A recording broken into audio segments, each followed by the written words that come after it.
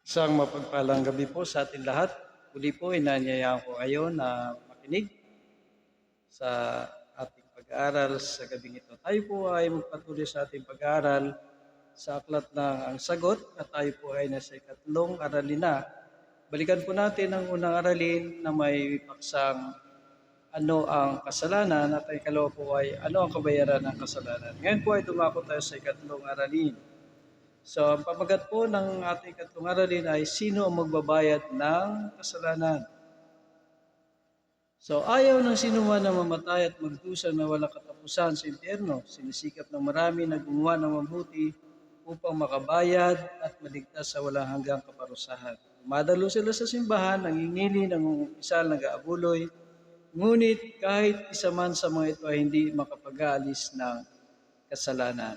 Sa Isaiah 64 verse 6, ito po ang sinasabi, lahat naming katuwiran ay naging parang maruming basahan. Hindi daw po natin mababayaran ang ating mga kasalanan, ginagawang pagkakabuti ng tao ay hindi makapag-alis ng kanyang kasalanan, sapagkat ito ay sa lamang maruming basahan sa harapan ng Diyos. Ang kaligtasan na isang kaloob ng Diyos. Sabi ng Ephesians chapter 2 verse 8 to 9, sapagkat sa biyaya kayo nangaligtas sa pamagitan ng pananampalataya at ito hindi sa inyong sarili, ito'y kaloob ng Diyos, kundi sa pamagitan ng mga gawa, upang ang sinuman ay huwag mapuri. Na hindi dahil sa mga gawa sa katuwiran na ginagawa, sabi pa ng Titus chapter 3 verse 5, na hindi dahil sa mga gawa sa katuwiran ng ginawa nating sarili, kundi ayon sa kanyang kaawaan ay kanyang iniligtas tayo. Ang mga mabubuting gawa ay bunga ng ating pananampalataya sa ating Panginoong Kristo. Si Kristo lamang ang tutubos sa sala. Sabi si Romans chapter 5 verse 8, datapot ipinagtagubili ng Diyos ang kaniyang pag-ibig sa atin na nang tayo makasalanan pa, si Kristo ay namatay dahil sa atin. Ang walang dungis na kordero ng Diyos ang naging kabayaran para sa ating mga kasalanan.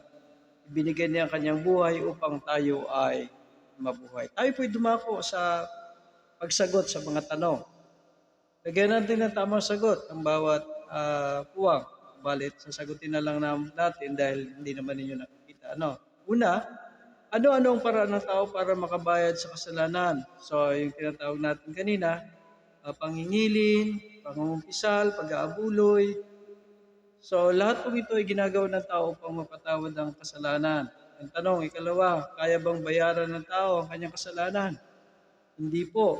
Pagkasabi ng 64 Isaiah verse 6, ay para lahat naming katuwiran ay naging parang maruming basahan.